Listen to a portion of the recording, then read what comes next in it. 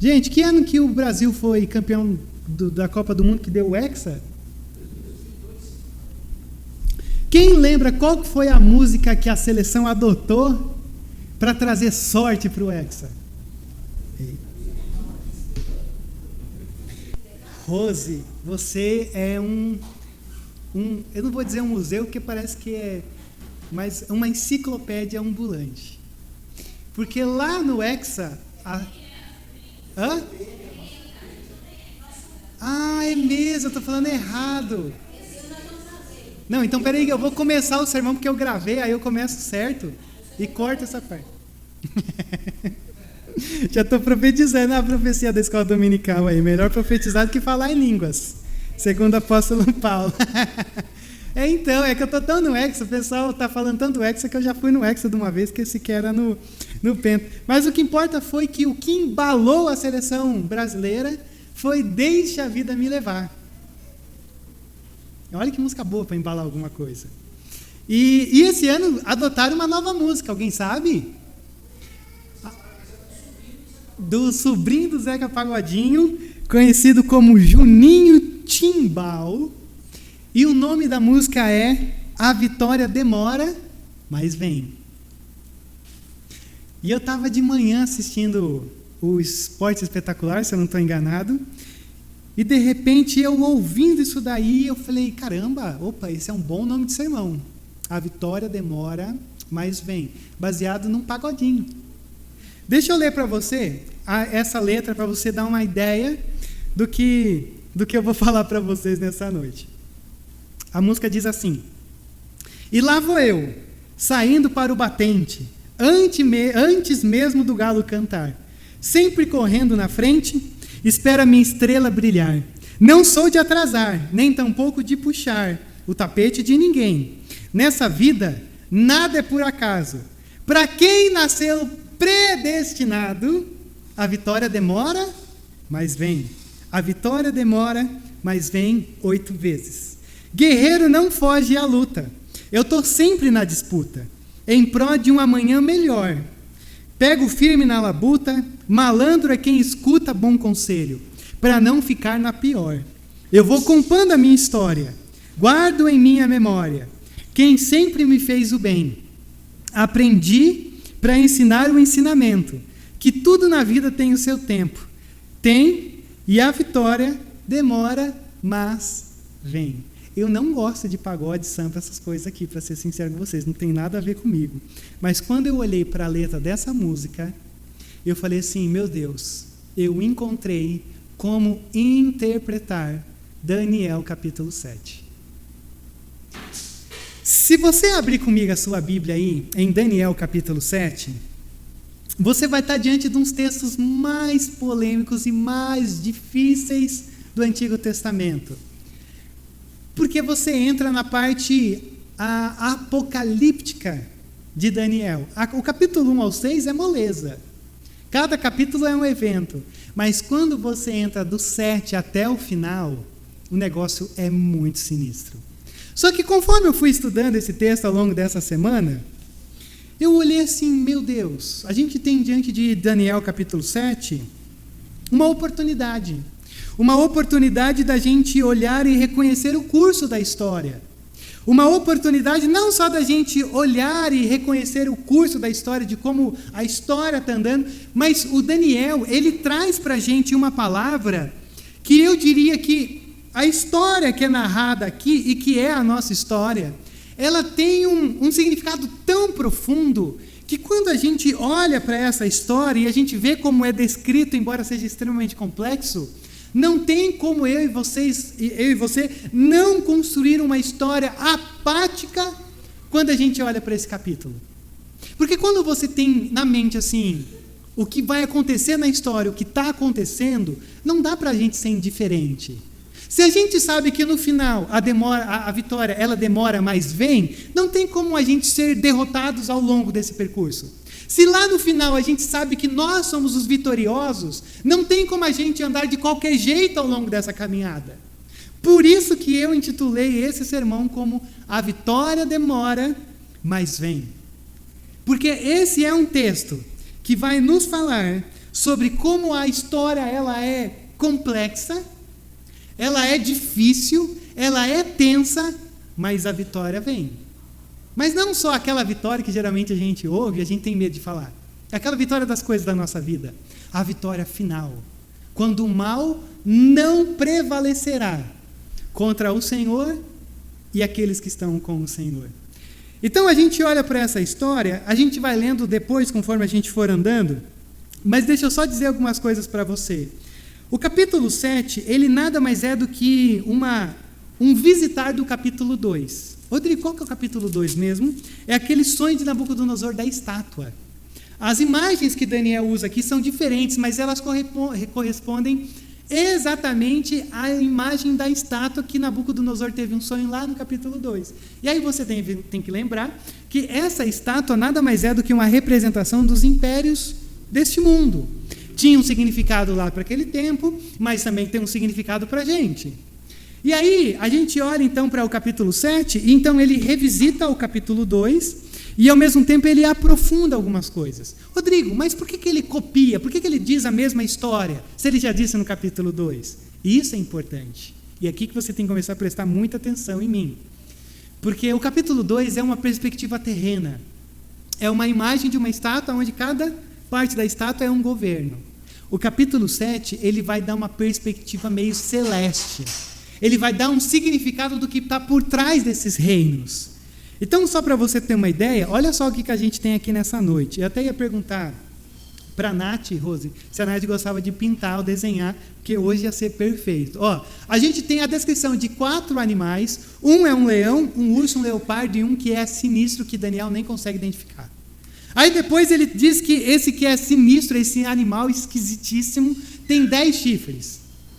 E depois nasce um pequenino chifre, tira 3 chifres, e esse pequeno chifre cresce e fica grande. E aí depois ele vai dizer que existe um ancião no trono, e ele termina dizendo que existe um filho do homem. Então assim, você olha, se eu tivesse, eu ia dizer assim, misericórdia, hoje é aquele dia que você fala assim, se eu não estiver atento, se eu não estiver esperto, eu vou viajar legal, porque assim o negócio é extremamente complexo. E como é que o texto termina, só para não te desanimar? Se você olhar o finalzinho do capítulo 7, vai dizer que Daniel termina todo esse sonho completamente aterrorizado e pálido. Para você ter uma ideia do capítulo que a gente tem diante dos nossos olhos nessa noite. Por isso que o meu objetivo aqui nessa noite são 2. Primeiro, tentar não terminar esse sermão te deixando pálido e aterrorizado, tipo, Rodrigo, não entendi nada. Essa é a minha primeira questão. E a minha segunda questão é tentar te mostrar o porquê que esse capítulo é fundamental para a tua vida nesse dia de hoje. Então eu quero ver 3 coisas com você. Eu dividi por 3 coisas para tentar ficar mais fácil, mais degustável o que a gente tem aqui no capítulo 7 para a gente explorar nessa noite. Então a pergunta é muito simples. Daniel, por que você escreveu o capítulo 7 para mim e para essas pessoas aqui nessa noite? E a primeira coisa que eu quero que você veja aqui comigo é que Daniel escreveu esse capítulo para a gente porque Daniel sabe que no nosso dia a dia, tão cheio de crises e tribulações, a gente precisa constantemente subir na sala do trono. Daniel sabe, na verdade o Senhor sabe, que a nossa facilidade de romper com a sala do trono é muito grande. Por isso que o capítulo 7 está aqui. Acompanha comigo no primeiro verso o que ele vai dizer. No primeiro ano de Belsazar, rei da Babilônia, Daniel teve um sonho, e certas visões passaram por sua mente. E estando ele deitado em sua cama, ele escreveu o resumo do seu sonho. Então, uma informação importante. Daniel começa dizendo que ele está vivendo no tempo de qual rei? Belsazar, capítulo 5 de Daniel. Lembra que o Nabucodonosor, ele considerava demais Daniel. Daniel era um cara assim, que só foi crescendo no reinado de Nabucodonosor. Só que quando o Belsazar ele entra em cena no capítulo 5, lembra que é aquele episódio do escrito na parede. E aí a mulher de Belsazar, ela diz, eu conheço um cara aí, lembra de Daniel, Belsazar e tal, esse cara que pode interpretar o sonho. E aí Daniel é chamado. Quando Daniel é chamado, isso significa que Daniel foi esquecido. Porque se você tem que lembrar de Daniel, é porque aquele Daniel que cresceu com Nabucodonosor foi esquecido no reino de Belsazar. Rodrigo, qual que é a importância disso?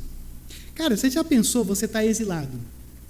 Você está longe da sua família, longe da religião, do culto, do templo. Aliás, já não tem quase mais nada, porque está tudo sendo destruído lá onde você mora. E aí você está no exílio, mas é legal quando o exílio começa a te promover. É legal ser alguém que é o segundo do reino da Babilônia.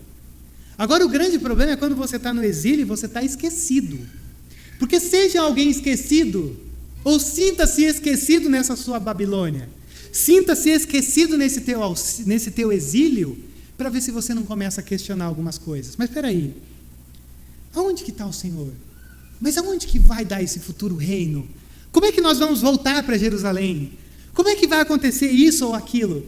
Começa a se sentir exilado e sozinho, para ver se o seu coração não começa a se tornar um coração amargurado, de alguém que foi esquecido por todos e de alguém que foi esquecido por Deus. E é no meio dessa provável angústia que o Senhor vem com esse capítulo, com essas visões, com esse sonho, para dar um ânimo no coração de Daniel. Então veja só o que a gente tem aqui nessa noite. Daniel, no momento de angústia, é convidado a subir na sala do trono. Porque o Senhor sabe que em momentos difíceis a gente começa a pensar que Deus perdeu a mão da história. Em momentos de exílio, esquecimento, em momentos que a gente estava assim, agora a gente está assim. O Senhor sabe que a gente começa a questionar muita coisa no nosso coração. E é aí que muitas vezes Ele nos convida a subir na sala do trono, para lembrar que nessa sala do trono, quem está controlando todas as coisas é o Deus poderoso. E não é Belsazar, não é Nabucodonosor, não é os governantes, não é quem a gente elege, não é aqueles que virão, aqueles que serão, aqueles que foram. Não foi só pela força popular. A mão do Senhor sempre está por trás de tudo aquilo em que você e eu vivenciamos. Por isso que essa é uma mensagem que você e eu precisamos ser lembrados constantemente. E não é novidade. Mas se Daniel precisa ser lembrado de que o Senhor está no santo trono governando todas as coisas, eu tenho absoluta certeza que nessa noite você também precisa ser lembrado disso. E não é à toa que geralmente toda literatura apocalíptica como é que a gente está diante de nós hoje, foi escrita para encorajar pessoas que estavam começando a perder o ânimo, e aí o Senhor vem nessas mensagens complexas dizer assim, ó, mesmo que não pareça, eu continuo no controle. Mesmo que você esteja esquecido, exilado com Belsazar na tua frente, eu estou conduzindo a história.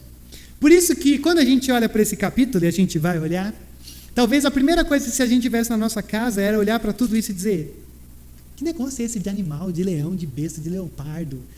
Que essa coisa esquisita, aliada toda aqui?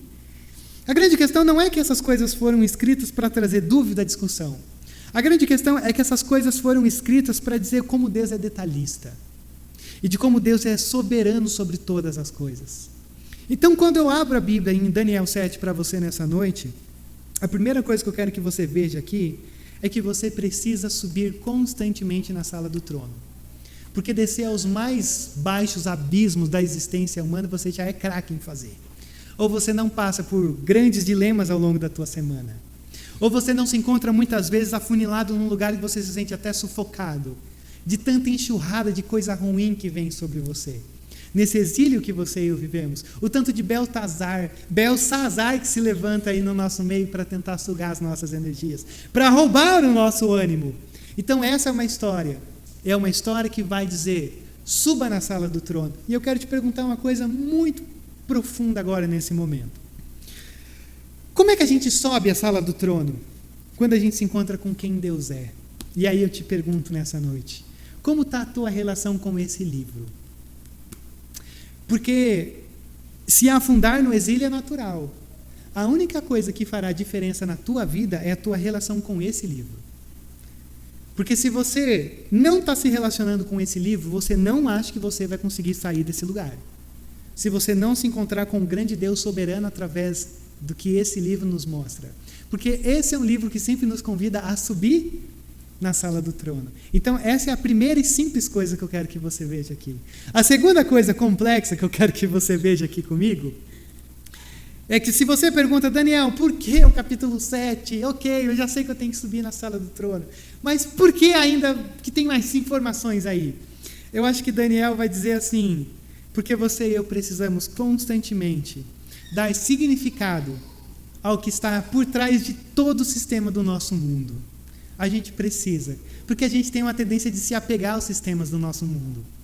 E aí então Daniel 7 vai olhar para a gente e vai dizer, não se apegue, porque você está se apegando ao anticristo que está por trás de tudo isso. E aqui começa a grande complexidade. Agora se segura no banco, toma tua água, que agora o negócio vai pegar para o teu lado. Olha o verso 4. Ele tem essa visão, e a primeira coisa que ele vê é, o primeiro parecia um leão, e tinha asas de águia, um leão com asas. Eu observei, até que as suas asas foram arrancadas, e ele foi erguido do chão, de modo que levantou-se sobre 2 pés, como um homem, e recebeu o coração de homem. E eu já te pergunto, de quem que ele está falando aqui? Alguém tem alguma... Não vou falar aposta, que a aposta é errada. Alguém tem algum chute? Quem que é esse primeiro leão, essa imagem dessa besta, desse semelhante animal a um leão? Você não precisa se esforçar tanto. Se a primeira parte da estátua lá da cabeça de ouro era Nabucodonosor, o rei da Babilônia, então essa daqui é uma representação da Babilônia. Se você dá uma lida nos profetas Jeremias e Ezequiel, por algumas vezes eles vão fazer uma referência a Nabucodonosor como um leão. E o leão é essa coisa feroz, e a águia é essa coisa meio rainha dos ares. Então ele está dizendo, essa primeira imagem é Nabucodonosor, é esse império da Babilônia, esse animal parecendo um leão. Tá, e essas coisas das asas serem arrancadas, lembra como é que foi o final de Nabucodonosor? Quando ele teve que pastar para reconhecer o Senhor, e aí ele teve um coração como de homem, porque ele tinha um coração orgulhoso. Simples assim. Quase todo mundo vai concordar com a gente de que o primeiro animal é uma representação da Babilônia. Mas olha o segundo animal, verso 5. A seguir eu vi um segundo animal que tinha a aparência de um urso. E ele foi erguido por um dos seus lados, e na boca, entre os dentes, tinha 3 costelas. E lhe foi dito, levante-se e coma quanta carne puder. Bom, se o primeiro é a Babilônia, seguindo a rota da estátua, o segundo nada mais é do que o Império Medo-Persa. Então, ok, está sendo retratado como um urso. Por quê? Porque esse império é um império que deseja devorar. Então, é uma representação do Império Medo-Persa. E essas 3 costelas, aí o negócio dá uma pegada para o meu lado, possivelmente são as conquistas do Império Medo-Persa, que nesse tempo já tinha conquistado a Lídia, já tinha conquistado o Egito e conquistaria a Babilônia. Então, o segundo animal, parecendo um urso, é o Império Medo-Persa. Então, a gente está indo bem. Olha o terceiro, verso 6. Depois disso, eu vi um outro animal, que se parecia com um leopardo. E nas costas tinha 4 asas, como asas de uma ave. E esse animal tinha 4 cabeças. E recebeu autoridade para governar. Quem é, Paulinho, o terceiro animal? Os gregos. Os romanos é depois. O Império Grego, de Alexandre o Grande. Por que é descrito como um leopardo? Porque o leopardo é rápido. E quando a gente vai olhando para a história, o Alexandre o Grande ele teve uma conquista assombrosa para o seu tempo em 13 anos. Então é uma imagem perfeita do que está sendo dito aqui, com esse caso de Alexandre o Grande.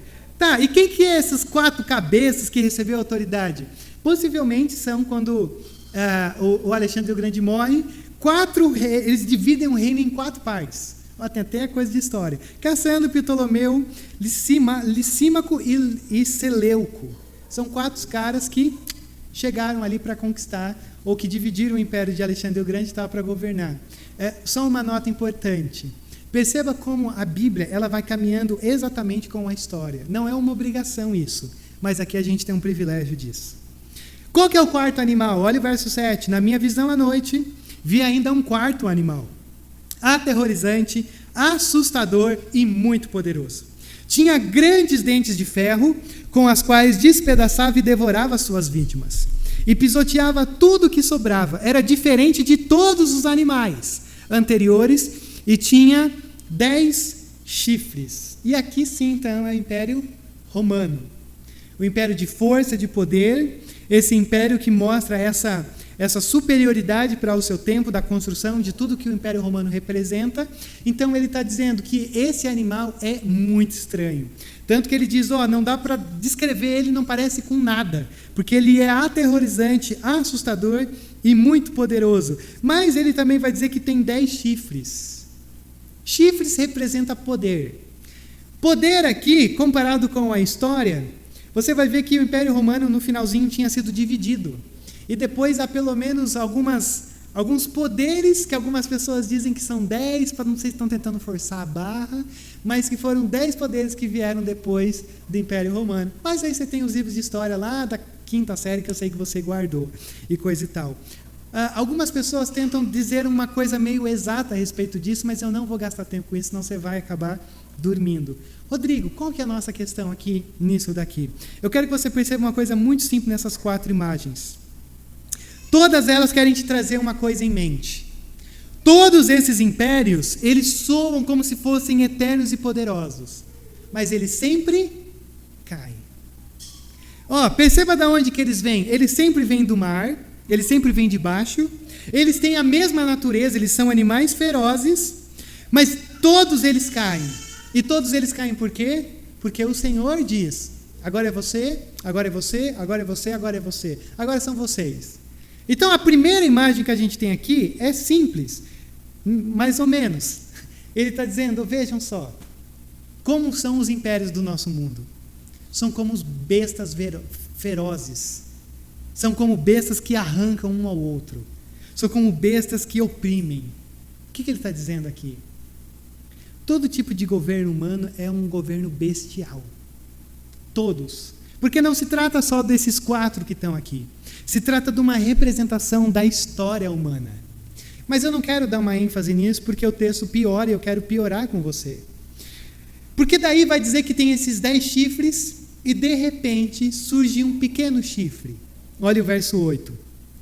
Enquanto eu estava refletindo nos chifres, eu vi um outro chifre, pequeno, que surgiu entre eles. E 3 dos primeiros chifres foram arrancados para dar lugar a ele. Esse chifre possuía olhos como os olhos de um homem e uma boca que falava arrogância. Olha o verso 21. Enquanto eu observava, esse chifre guerreava contra os santos e os derrotava. E ele falara contra o Altíssimo, oprimira os seus santos e tentara mudar os tempos e as leis. Os santos serão entregues nas mãos dele por um tempo, tempos e meio tempo. Verso 26. Mas do tribunal o julgará, e o seu poder será tirado e totalmente destruído para todo o sempre. E aqui a gente entra numa coisa mais densa. O que a gente tem descrito aqui? Um pequeno chifre que cresce, que blasfema, que luta contra os santos, que vence os santos, mas que o Senhor determinou um tempo e logo ele vai cair. E aí a grande pergunta é, Rodrigo, o que a gente tem aqui? A gente tem aqui a figura do anticristo. Rodrigo, mas existe essas coisas assim? Existe. Geralmente não é igual aos filmes que você assistiu nos anos 90. Porque os filmes que a gente assistiu nos anos 90, eu não vou citar porque senão o YouTube vai bloquear depois a pregação. São filmes de ficção, não são filmes de teologia. E aí a gente às vezes baseia a nossa estrutura de pensamento teológico sobre os fins dos tempos em ficção e não teologia, e aí a gente começa a aprender um monte de coisa esquisita. Mas o que a gente tem aqui é uma imagem do anticristo. E a primeira coisa que eu quero que você veja aqui como se tratando do anticristo, é que o anticristo ele é uma pessoa. Ele não é um sistema. Ele é uma pessoa que está por trás do sistema. O Daniel chamou de um pequeno chifre. João chama ele de um mentiroso, o anticristo, de besta. Paulo chama ele de homem da iniquidade, ou homem iníquo, filho da perdição. E Jesus chama o anticristo de o abominável da desolação.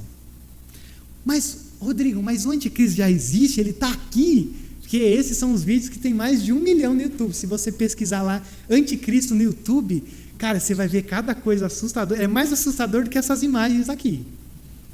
Rodrigo, mas então quem é? Será que é tal fulano? Não sei, tem alguns que estão tentando ser, mas eu acho que não.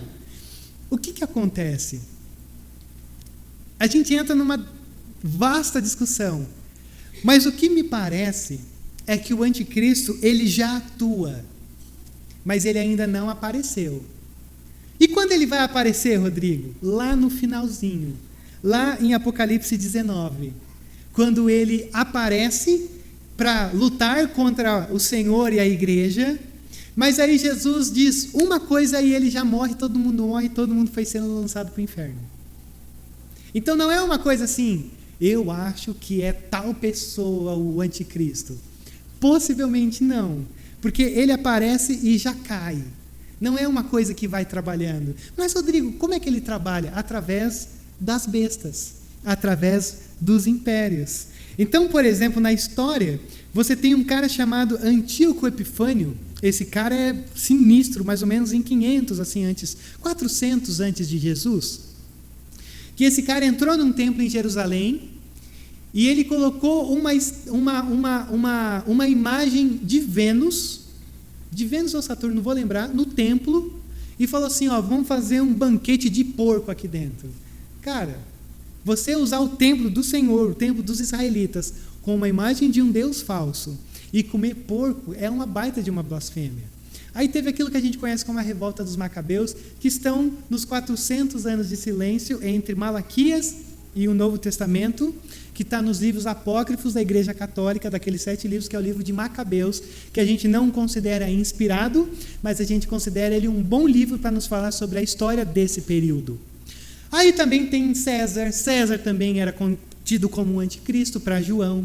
Nero também era tido como um anticristo. Então, na verdade, a gente tem muitos anticristos ao longo da história. Talvez o mais recente que a gente poderia dizer era Hitler. Hitler poderia ser considerado um anticristo. Mas não é um anticristo em si, mas ele atua pelas forças desse Satanás que está ali por trás dele. Desse anticristo que vai se levantar no fim. Então, Paulo, em Tessalônica, ele diz, o anticristo ele vai se revelar, mas ele já atua.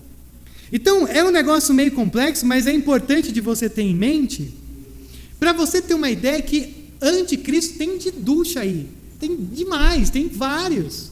E olha só, o verso 8 e o verso 20 vai dizer que o anticristo, ele só fala de coisas grandes. A sua boca tem uma eloquência que traz assim a sensibilidade aos ouvidos.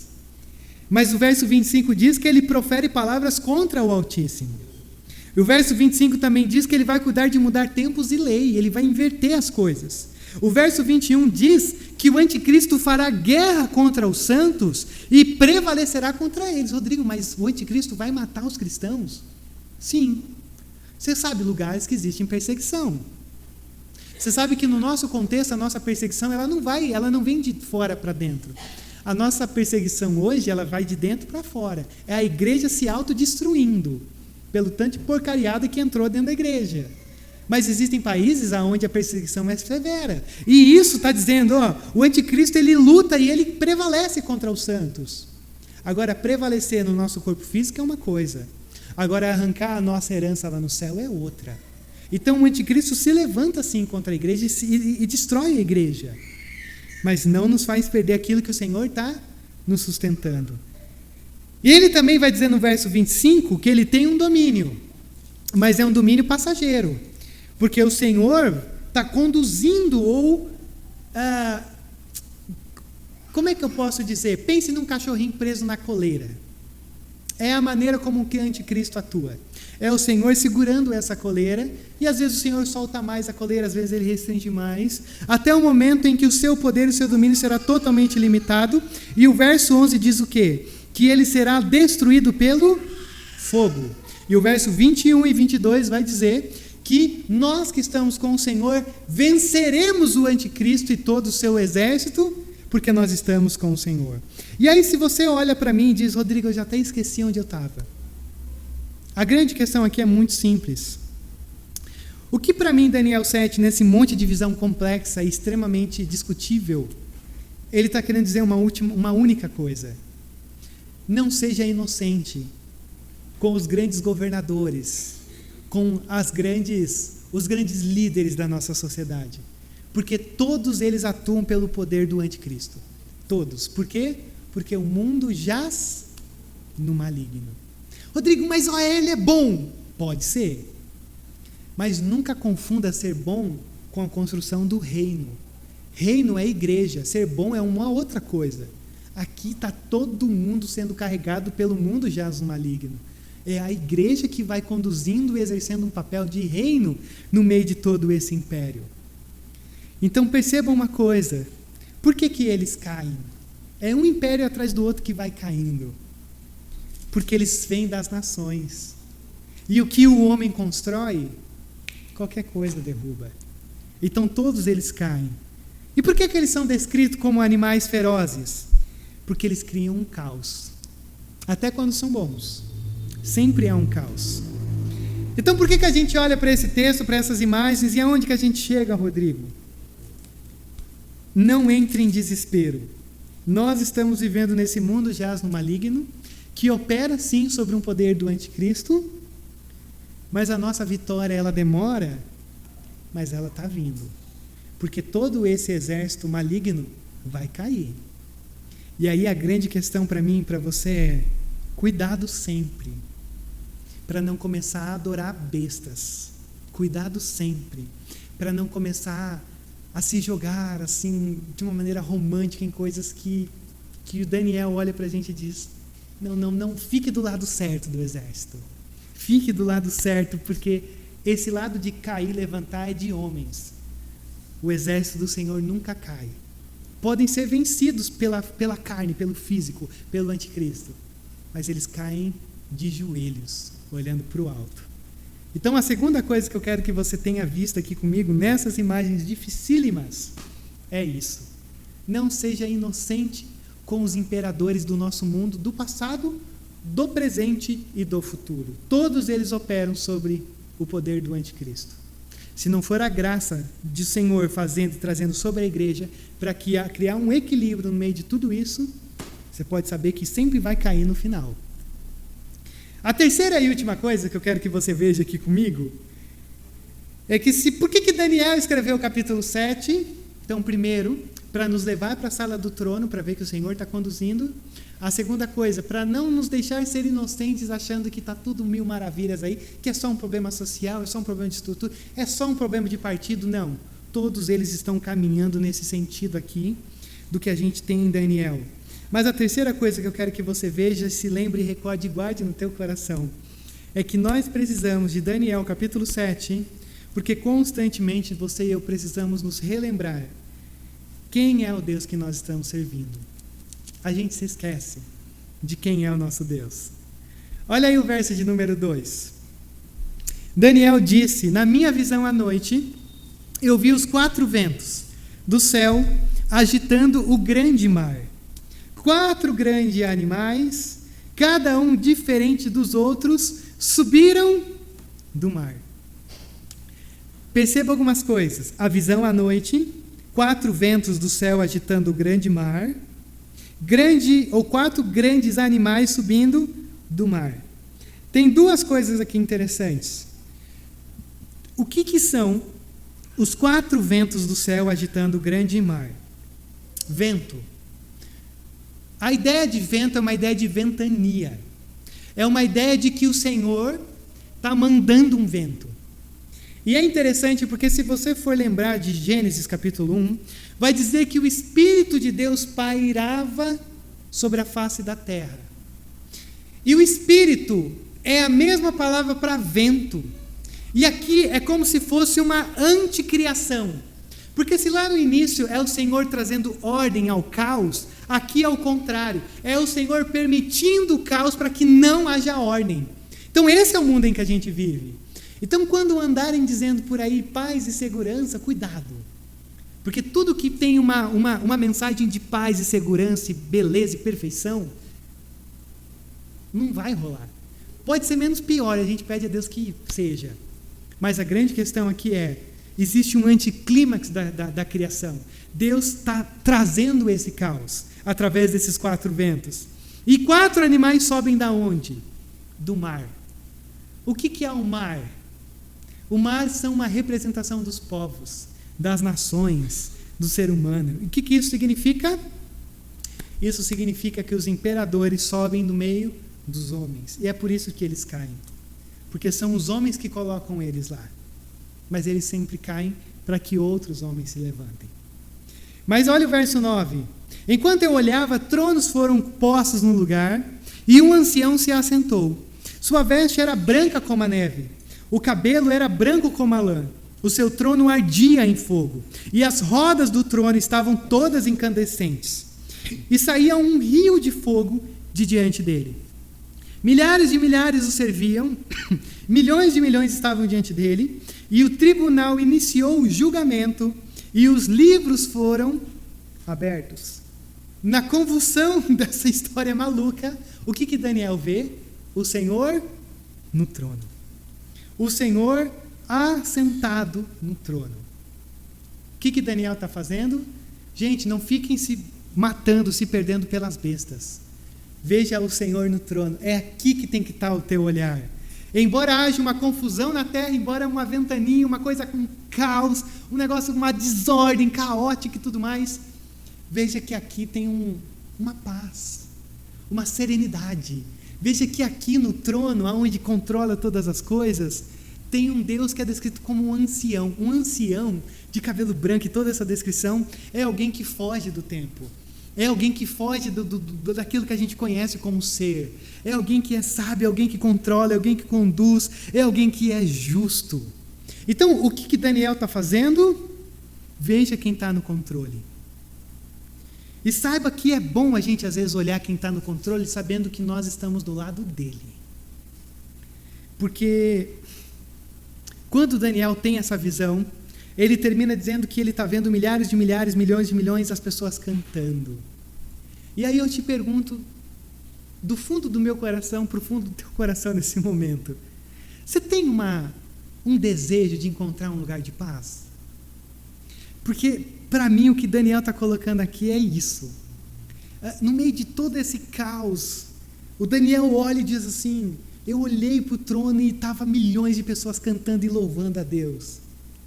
E eu olho para essa imagem e eu digo assim, Deus, eu queria estar aí. Eu queria estar aí porque aqui não é o meu lar. Aqui é um exílio. Aqui eu estou carregado pela Babilônia. Mas que anseio de ter ou de estar nesse lugar que talvez eu possa chamar de lar. E é aqui que eu acho que mora o grande coração desse texto. É a gente olhar para esse trono e a gente perceber que o nosso coração anseia por esse lar. Porque, às vezes, o caos que está aqui embaixo tenta fazer com que a gente procure lares aqui embaixo.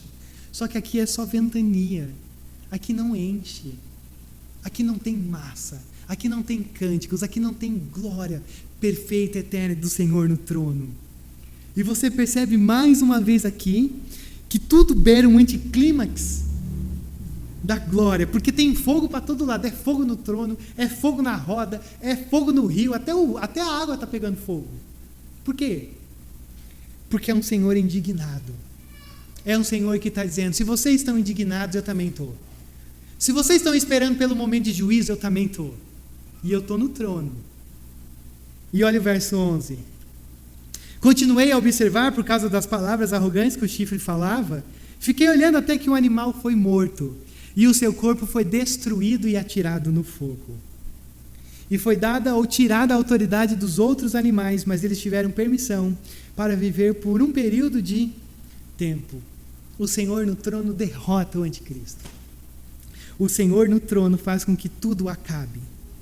Sem palavras, só pela presença do Senhor, ele já é exterminado. E aí a última imagem que a gente tem aqui no verso 13, olha aí.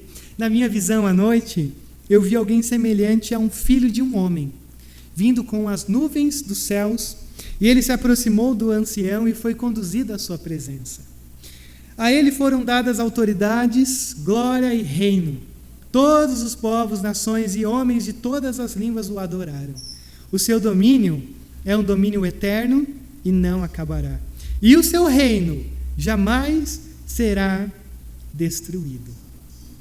Veja que o que é dito aqui sobre o Filho do Homem, que nada mais é do que a pessoa de Jesus, é que foi dada a autoridade, glória e reino, para que todos os povos, nações e homens de todas as línguas o adorem. E a gente às vezes pode correr um risco de olhar para isso daqui e dizer, vai ser tão bom lá no céu, mas aqui não está se referindo ao céu. Aqui está se referindo ao mundo babilônico. Aqui está se referindo que, mesmo que haja ventania, caos e desordem, ainda assim é possível experimentar um relacionamento com esse reino de Jesus. Que nada mais é do que Daniel capítulo 2, quando diz que cai uma pedra e destrói os reinos, as estátuas. Por quê? Porque é o reino do Senhor prevalecendo contra o império das trevas. É o Senhor dizendo, ainda que as portas do inferno tentem travar por dentro, a igreja avança e a igreja consegue derrubar as portas do inferno. Por isso que o reino de Deus, ele está presente, mas ainda não na sua plenitude. E é por isso então que o reino prevalece sobre todo o caos do nosso mundo. E é por isso então que o verso 18 diz que o reino de Deus será compartilhado com os santos. E aí como é que termina toda essa coisa, Rodrigo? Olha o verso 28. E esse é o fim da visão. Eu, Daniel, fiquei aterrorizado por causa de meus pensamentos, e meu rosto empalideceu, mas guardei essas coisas comigo. E aí eu te pergunto nessa noite, nesse finalzinho aqui do tanto de coisa que eu te falei, hein? Será que a gente não está terminando isso aqui desse jeito? Eu estou aterrorizado. Eu estou pálido. Porque, olha, eu não entendi quase nada. Mas eu só sei que o negócio é tenso. Então você entendeu tudo. Porque entender que viver aqui embaixo é tenso é entender Daniel 7. E isso você e eu não precisamos nos esforçar para saber. Mas eu quero convidar você nesse momento a perceber que Daniel 7 é um convite, não para aquilo que é óbvio, do que a gente experimenta no nosso mundo. Daniel 7 é um convite para você meio que penetrar o teu olhar através de todo esse mundo, através de toda essa história, para talvez encontrar força para continuar em pé, mesmo diante de toda a ventania, de todo o caos e toda a desordem. Mesmo que nesse momento você se sinta com esse mar caótico te abatendo de todo lado, com a água até no pescoço. Mesmo que talvez você se sinta tão carregado por esses ventos que parecem que vão nos levando de um lado para o outro, que a gente até perde quem somos. Eu tenho duas coisas para te dizer. Por mais que esse mar, ele é angustiante, mas você nunca vai se afundar nele. Por mais que esse vento às vezes parece tão forte de nos levar para todo lado e coisa e tal, você nunca vai ser levado para tão longe. Sabe por quê? Porque a vitória demora, mas ela está vindo. A nossa vitória demora, mas está vindo. Isso significa que mesmo que não pareça, nós estamos caminhando triunfantemente. Rodrigo, mas você não sabe o tanto de coisa difícil que está acontecendo na minha vida. Mas você está aqui, não está? Significa que pelo menos um fiozinho de esperança de que esse Deus está no controle você tem. Então, se você tem essa esperança, se você consegue penetrar o teu olhar através de toda essa fumaça aqui de baixo e encontrar esse trono, é porque um dia essa água que poderia te sufocar foi uma água que você desceu. E você disse que essa água seja um símbolo do meu novo nascimento. Se algum dia você se sente pressionado e carregado por esse vento, mas se você está aqui nessa noite é porque talvez você entendeu que o vento do caos é incomparável com o vento do soprar do Espírito Santo em Atos 2. Porque o Espírito Santo vem como um vento e sopra sobre nós, nos dando um vigor e colocando no nosso coração uma única coisa. Nós precisamos pertencer a alguma coisa. E a única coisa que não irá nos decepcionar é quando nós pertencemos a essa sala do trono. Então, o que eu tenho para te dizer aqui nessa noite, diante de tudo isso que a gente viu, é que por mais que às vezes a gente passe por tantos momentos tão difíceis, mas o futuro é nosso. Essa é a grande mensagem de Daniel 7. Por mais que haja todas essas imagens e tantas coisas que a gente fica, Rodrigo, eu não estou entendendo e tal. A única coisa que você tem que sair daqui sabendo de Daniel 7 é: o futuro é nosso. Porque o Senhor já disse que venceu. Então, se o Senhor diz que venceu, eu volto a dizer: a vitória demora, mas vem. E uma frasezinha antes, de um pagodinho, que ele diz isso, ele diz assim: para quem nasceu predestinado, essa música é até calvinista, para quem nasceu predestinado, a vitória demora, mas vem. E se você está aqui nessa noite, se você pertence a esse reino, se você olha para tudo isso e tudo isso faz sentido para você, não é só porque você escolheu estar aqui, não é porque você foi inteligente demais para entender essa mensagem, foi porque o Senhor te predestinou a viver tudo isso que está sendo descrito aqui nesse capítulo. Então não se esqueça, o futuro é nosso. A vitória demora, mas ela está vindo. Deus, às vezes é difícil esperar, mas a gente sabe que essa espera nunca é uma espera passiva. Talvez a gente espere, mas o Senhor trabalha demais na nossa espera. E a espera, por vezes, cria um caráter que não criaria se nós não estivéssemos esperando. Então, Pai, nesse momento, quando nós nos colocamos diante do Senhor, diante de um texto tão complexo e tão difícil, a única coisa que nós te pedimos nesse exato momento é que o Senhor inunde o nosso coração com a sala do trono. Essa é uma oportunidade de nos reencontrarmos com a Tua glória. E de glória já basta as que a gente tenta construir com as nossas mãos, que vão voar com o vento, que vão ser afogadas pelo mar. De glórias, ó Pai, já basta aquilo que o mundo tenta vender para nós, aquilo que o anticristo tenta vender para nós. Mas no final todas decepcionam, todas nos frustram. Das bobagens que a gente faz, dos pecados que a gente comete, Deus, tudo envolve uma visão de glória. E a única coisa que não irá nos decepcionar, mas nos encorajar a continuar triunfando nessa caminhada dolorosa, mesmo por muitas vezes sendo vencidos pelo mal, é a visão dessa sala, é a visão do Teu trono, é a visão de quem o Senhor é. Então, nessa noite, nós te pedimos, ó Pai, que essa visão de quem o Senhor é seja tudo aquilo que nós possamos enxergar a partir desse momento. E que amanhã, depois de amanhã e depois, a gente possa ter a ousadia de nos nutrirmos, de nos alimentarmos dessa visão que a Tua palavra vai enchendo os nossos corações. Essa é a nossa oração. Somos uma igreja, somos um povo Teu, mas um povo que precisa se reencontrar com a Tua glória. E precisa ter os nossos olhares, as nossas mentes e os nossos corações cheios dessa glória que transborda sobre cada um de nós, que brota do Teu trono e que nos enche da Tua glória. Assim nós oramos, nós reconhecemos o nosso pecado e te pedimos que nessa noite o Senhor nos leve triunfantemente para casas, esperançosos, saber que é ventania e caos e desordem, mas a nossa vitória está vindo, mesmo que muitas vezes não pareça, porque nós triunfamos, mesmo parecendo que estamos fracassando. Então, Deus, que o nosso olhar esteja em Ti. Essa é a nossa oração dessa noite. Em nome de Jesus. Amém, Deus. Amém. Amém? Deixa eu ver se vocês estão pálidos e aterrorizados. Mais ou menos.